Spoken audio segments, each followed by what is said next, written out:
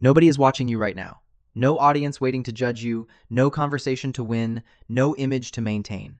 And yet your mind is still moving, still questioning, still quietly examining things. Most people never stop long enough to notice. This is where real intelligence begins. Not in performance, not in loud opinions, not in the ability to appear impressive in public.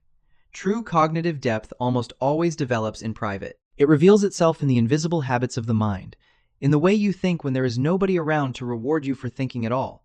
Most people experience silence as empty space. They rush to fill it with distraction, noise, entertainment, or certainty.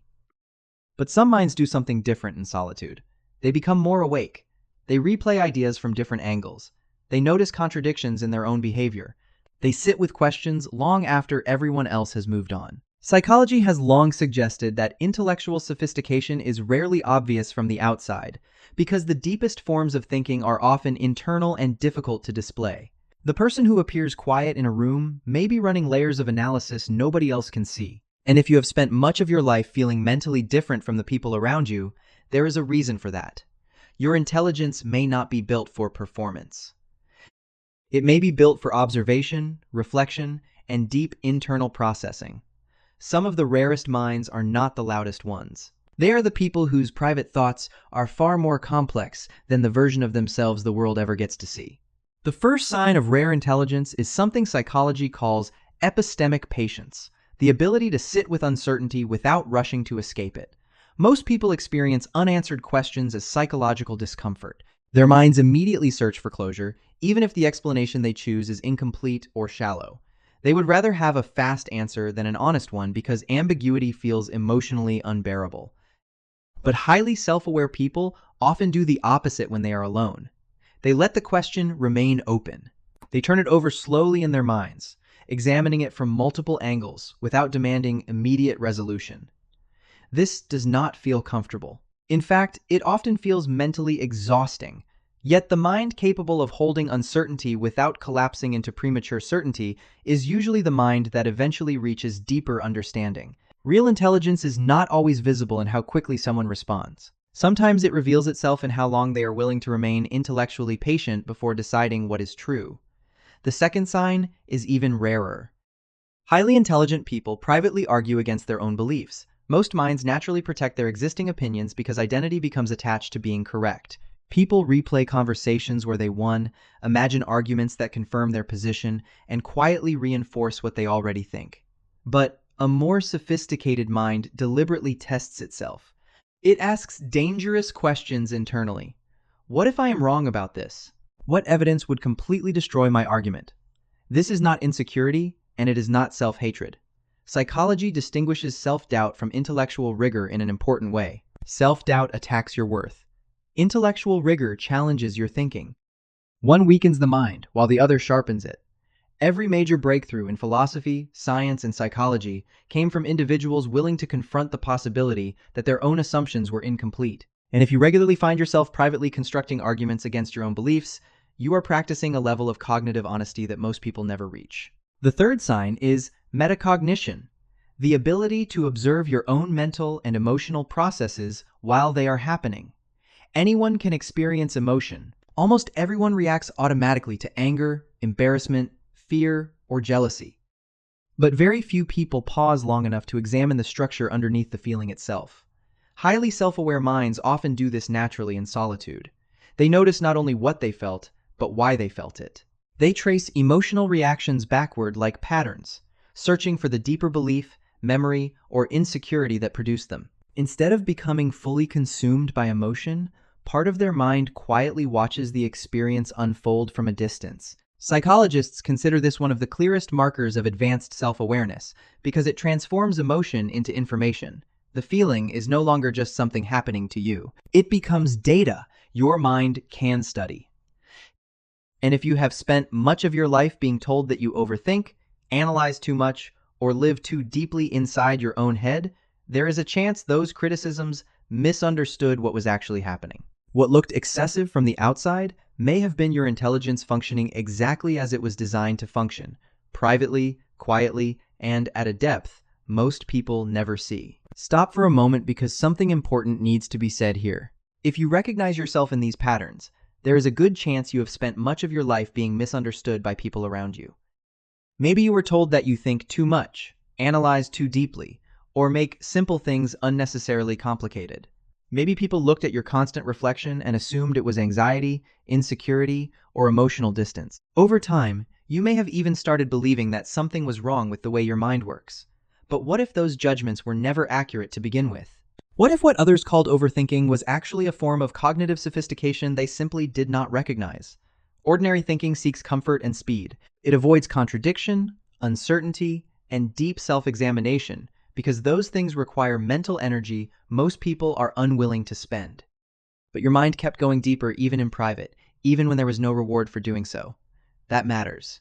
Intelligence is not only measured by how quickly someone answers a question or how confidently they speak in public. Sometimes intelligence reveals itself in quiet persistence, in the willingness to examine your own thoughts honestly, to revisit difficult emotions, and to keep searching beneath the surface long after everyone else has stopped. The truth is, your mind may never have been operating incorrectly. It may simply have been operating at a depth that many people around you could not fully understand. The fourth sign of deep intelligence is the ability to revisit old memories and understand them differently over time. Most people experience the past as something fixed. Once a conclusion is formed about an event, a relationship, or a painful experience, the interpretation remains frozen for years, sometimes forever. But highly intelligent minds rarely leave memories untouched. They return to them repeatedly, not out of obsession or nostalgia, but because their understanding keeps evolving. A conversation that once felt like rejection may later reveal itself as misunderstanding. A failure that once looked humiliating may eventually appear necessary for growth. Intelligent people often realize that the meaning of an experience changes as the mind itself changes. Psychology refers to this as cognitive flexibility, the ability to reorganize internal narratives instead of remaining trapped inside old interpretations. Your mind is not simply storing memories like files in a cabinet. It is constantly updating them, reshaping them, and integrating new insight into old experiences. This ability to reinterpret the past without becoming imprisoned by it is one of the strongest signs of psychological and intellectual maturity. The fifth sign is intrinsic curiosity, a form of curiosity that exists without reward, status, or practical benefit. Most curiosity in modern life is transactional. People learn skills to increase income, improve social status, or solve immediate problems. Once the usefulness disappears, so does the interest. But highly intelligent people are often drawn towards subjects that offer no obvious external reward at all. They become fascinated by ideas, patterns, philosophies, sciences, or obscure questions simply because something about them feels deeply compelling.